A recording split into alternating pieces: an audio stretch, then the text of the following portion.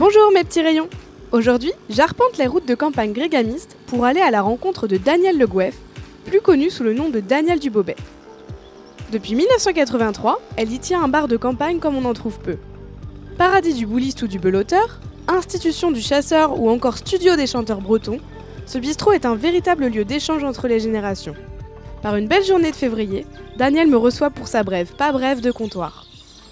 Bonjour Daniel. Bonjour Adeline. Comment vas-tu ma belle? Ça va bien? Ça va. Hop.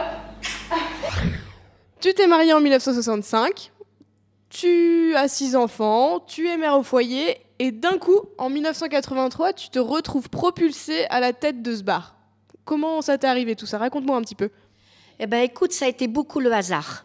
D'abord, j'ai eu mes beaux-parents qui ont voulu prendre leur retraite. Ils sont partis à Grandchamp et il n'y avait personne pour prendre la succession. Et on m'a propulsée comme ça, sans réfléchir. J'ai pris ça, grâce d'ailleurs à mon beau-frère. Et j'ai eu de la chance, entre parenthèses, d'avoir des beaux-parents formidables. Et mon beau-frère, entre parenthèses, il m'a dit « Prends ça, t'es capable de le faire ». Eh bien, c'est ce que j'ai fait.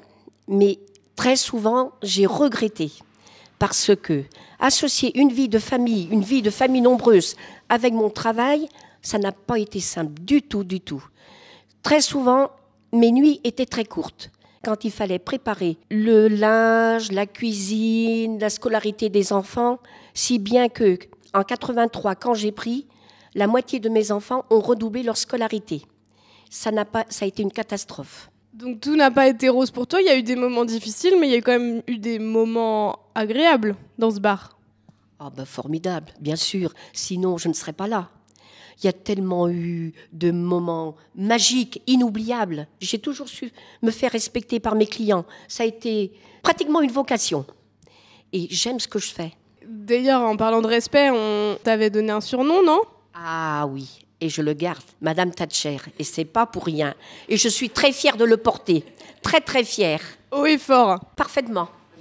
J'aimerais mieux 3 jours d'été, j'aimerais mieux 3 jours d'été.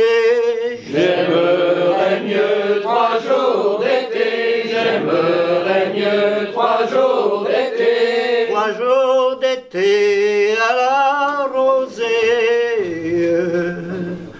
j'entends le rossignol chanter. Il a dû en connaître des coups de ce comptoir. Ah oui. Et ici, c'est pire qu'à l'Assemblée nationale. D'ailleurs, on dit bien le bar, c'est le Parlement du peuple. Exactement. Et oui, le bar, c'est le Parlement du peuple. C'est quoi une vie de bistrot, Daniel? C'est une vie de cinéma, une vie de théâtre. On passe par toutes les émotions, on voit plein de choses passer. On peut pleurer, ça n'arrive pas souvent, malheureusement. Mais on rit. Finalement, c'est une vie magique. Mine de rien, c'est une activité quand même qui tend à disparaître. Qu'est-ce que tu trouves regrettable, toi? Écoute, c'est dommage. Mais de toute façon, les petits cafés de campagne, ce n'est plus viable. On est obligé de se battre en permanence pour tenir le coup, que ce soit concours de boules, concours de belote, petit casse-croûte pour les chasseurs, patati patata. On est obligé de se battre avec les armes qu'on a pour tenir le coup. J'aime tellement ce que je fais et je ne calcule pas mon temps. Quand on aime, on ne compte pas. Voilà, exactement.